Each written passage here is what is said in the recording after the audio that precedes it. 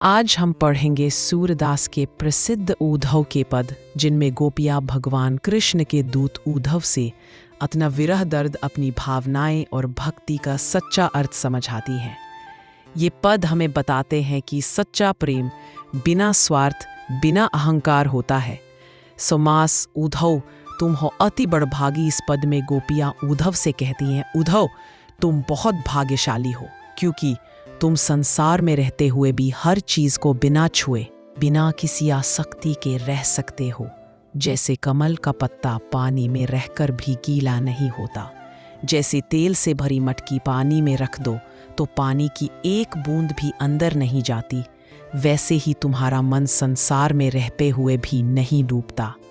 लेकिन हम गोपियां ऐसी कहाँ।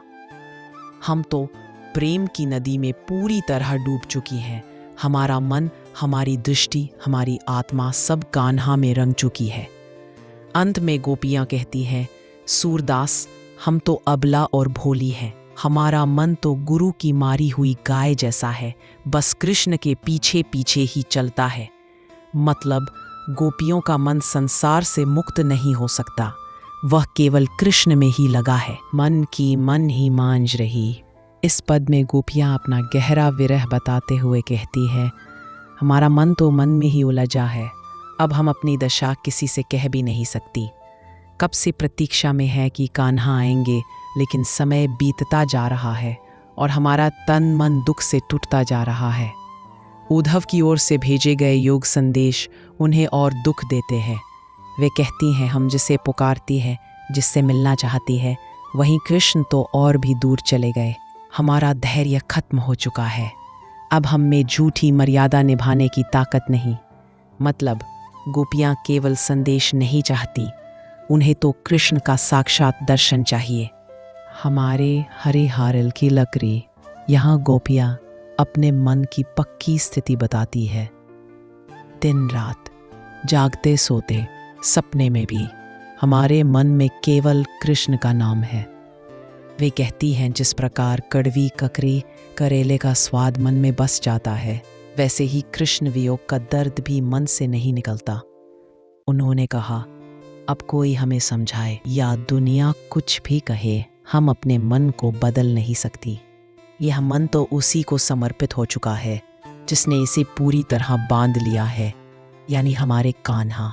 मतलब गोपियों का कृष्ण प्रेम इतना गहरा है कि अब उसमें कोई परिवर्तन संभव नहीं। हरि है राजनीति पढ़ी आए। यह गोपियाँ उद्धव पर हल्का व्यंग्य करती है।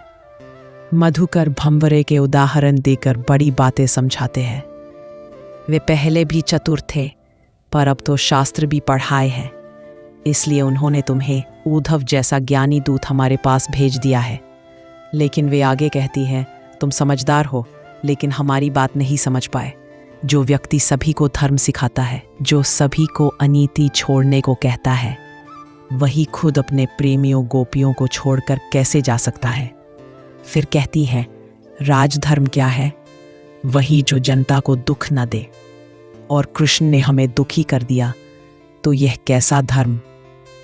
गोपियाँ कृष्ण के तर्क, उनके संदेश और उद्धव की सीख को स्वीकार नहीं करती, क्योंकि उनके लिए प्रेम का तर्क केवल समर्पण है और कृष्ण वियोग का आध्यात्मिक महत्व सब कुछ बड़े सुंदर तरीके से व्यक्त होता है।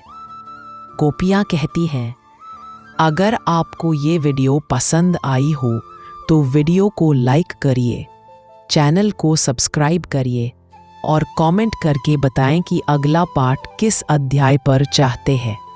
मिलते हैं अगली वीडियो में।